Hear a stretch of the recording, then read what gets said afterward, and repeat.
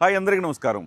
ఇప్పుడు ఢిల్లీలోని అశోక హోటల్లో పవన్ కళ్యాణ్ గారి సారథ్యంలో 6 రాష్ట్రాలకు సంబంధించిన ప్రతినిధులు దాదాపు 150 మంది హాజరయ్యారు. వీరందరితోటి పవన్ కళ్యాణ్ గారు సమావేశం నిర్వహిస్తున్నారు. ఉదయం 10 గంటలకు సమావేశం ప్రారంభమైంది. సమావేశం ప్రారంభమైన తర్వాత పవన్ కళ్యాణ్ గారు దేశ సమగ్రతకు సంబంధించి భంగం వాటిల్లకుండా ఏం చెయ్యాలి అనే అంశాల మీద ఆయన మాట్లాడారు. వాస్తవానికి ఇక్కడ ఒక కొత్త అంశం.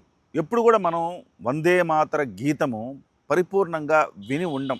దాన్ని షార్ట్ కట్ చేసిన గీతం మాత్రమే మనం విని ఉన్నాం. కానీ ఈ సమావేశంలో వందే మాతర గీతాన్ని పూర్తి స్థాయిలో వాళ్ళు ప్రదర్శించారు.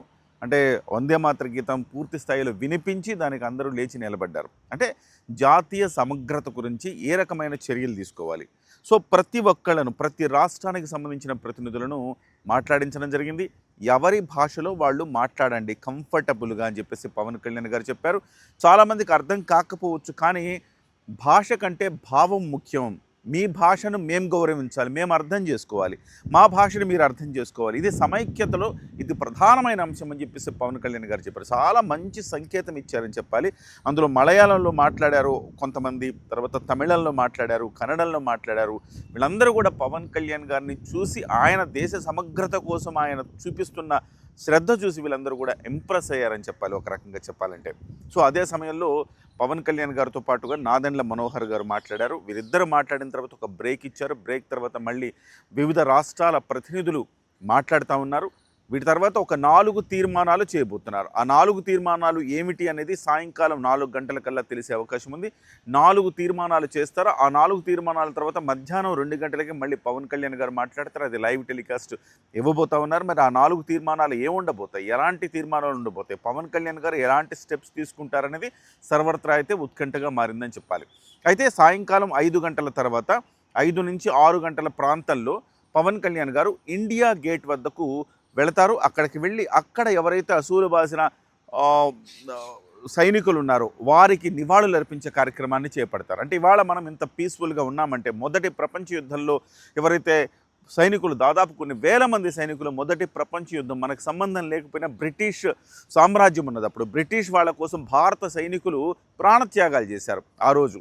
సో వాళ్ళు ఆ తర్వాత పాకిస్తాన్తో యుద్ధం 1971లో పాకిస్తాన్ యుద్ధంలో మరణించిన వాళ్ళు, వీళ్ళందరికీ అమర జవాన్ జ్యోతి కూడా ఉంది అక్కడ. అమర జవాన్ జ్యోతిని ఆయన అక్కడ సందర్శించుకుని ఆయన ముకుళిత హస్తాలతో ఆయన ప్రణామం చేసే అవకాశం కనబడుతూ ఉంది. అలాగే సైనికుల త్యాగాలను ఆయన స్మరించుకునే అవకాశం కనబడుతూ ఉంది. సో సాయంకాలం 5 నుంచి 6, 7 మధ్య కాలంలో ఆయన ఇక్కడి నుంచి అశోక హోటల్ నుంచి అక్కడ వరకు వెళ్ళి ఇండియా గేట్ వద్ద ఆయన నివాళులర్పిస్తారు. అక్కడ ప్రధానంగా మీడియాకు ఆయన అడ్రస్ చేయబోతున్నారు. అయితే మధ్యాహ్నం 1:30 గంటలకు మాత్రం నాదెండ్ల మనోహర్ గారు, అలాగే కందుల దుర్గేష్ గారు మీడియాను ఉద్దేశించి, జాతీయ మీడియాను ఉద్దేశించి మాట్లాడతారు. ఎలాంటి తీర్మానాలు ఉండబోతున్నాయి, ఏం జరిగింది సమావేశంలో, తమ లక్ష్యం ఏంటనేది మాత్రం వీళ్ళిద్దరు చెప్పబోతున్నారు. కానీ పవన్ కళ్యాణ్ గారు జాతీయ మీడియాను ఉద్దేశించి మాట్లాడడం మాత్రం ఇండియా గేట్ వద్ద మాత్రమే ఉంటుందని చెప్తున్నారు. ముఖ్యంగా గత కొన్ని రోజులుగా జరిగిన పరిణామాలను పవన్ కళ్యాణ్ గారులో బాగా కలచివేసింది అని చెప్పాలి. వాస్తవానికి ఇవాళ తెలంగాణలో ముఖ్యంగా హైదరాబాదులో నిన్న కాక్రోచ్ జనతా పార్టీ మీటింగ్ జరిగింది. కాక్రోచ్ జనతా పార్టీ మీటింగ్లో ప్రొఫెసర్ నాగేశ్వరు, తులసిచంద్ లాంటి వాళ్ళందరూ కూడా ఈ ఎలిమెంట్స్ అన్నీ కూడా పాల్గొన్నాయి. అయితే ఇక్కడ అంటే వాళ్లకు లేని ఇబ్బంది, జాతీయ స్థాయిలో ప్రభుత్వాలను వ్యతిరేకిస్తూ చేస్తున్న వాళ్లకు లేని ఇబ్బంది తెలంగాణకు పునర్నిర్మాణం ఎట్లా జరగాలని పెట్టుకునే పవన్ కళ్యాణ్ గారికి ఎందుకు కల్పించారు? ఇది అసలు సిసలు రాజకీయం ఇక్కడ కనబడతా ఉంది. సో ఇది పవన్ కళ్యాణ్ గారిని తీవ్రంగా కలిచివేసింది. 33 ఏళ్లుగా తన జీవితంలో సింహభాగం హైదరాబాదులో గడిపిన ఆయన తన జీవితంలో అక్కడ గడిపి, అంటే తెలంగాణ నాది అనుకుని తెలంగాణ పోరాటాన్ని స్ఫూర్తిగా తీసుకొని పార్టీ పెట్టిన ఆయన ఇవాళ తెలంగాణలోనే పరాయివాడుగా మారటం అనేది దేశ సమగ్రతకు ఎలాంటి అంశంగా మనం చూడాలి. ముఖ్యంగా దేశ సమైక్యత పార్టీ పెట్టినప్పుడు ముఖ్యంగా పవన్ కళ్యాణ్ గారు తన స్పీచ్లో కొన్ని కీలకమైన అంశాలు మాట్లాడారు. జనసేన పార్టీ పెట్టినప్పుడు ఒకటే సిద్ధాంతం, అధికారం వచ్చేస్తుంది, ముఖ్యమంత్రి అయిపోతానో, లేకపోతే ప్రధానమంత్రి అయిపోతానో, లేకపోతే ఇంకో పదవి వస్తుంది, ఇట్లాంటివి ఏమీ నేను ఆలోచించలేదు. కేవలం పార్టీ పెట్టింది దేశ సమగ్రత కోసం. సో ప్రతి సందర్భంలో చెప్తుంటారు పవన్ కళ్యాణ్ గారు, దేశపు జెండాకున్నంత పొగరు నాకున్నది అని చెప్పేసి చెప్తూ ఉంటారు. సో అంటే పవన్ కళ్యాణ్ గారు ప్రతి ప్రసంగంలో కూడా దేశ సమైక్యత, దేశభక్తి, దేశం పట్ల గర్వాన్ని వ్యక్తం చేస్తూ మాట్లాడుతూ ఉంటారు. బహుశా పవన్ కళ్యాణ్ గారు ఇవాళ ఫస్ట్ టైం చెప్తున్నారు, నేను పార్టీ పెట్టిందే దేశ సమగ్రత కోసం, దేశ సమగ్రతకు భంగం రాకుండా దేశ సమైక్యత కోసం నేను పార్టీ పెట్టాను. ఆ రోజు 2013లో 2014 సంవత్సరంలో నేను పార్టీ పెట్టాను. కాబట్టి ఇవాళ కూడా నేను అనుకోలేదు ఇంత స్థాయిలో విస్తరిస్తాయని.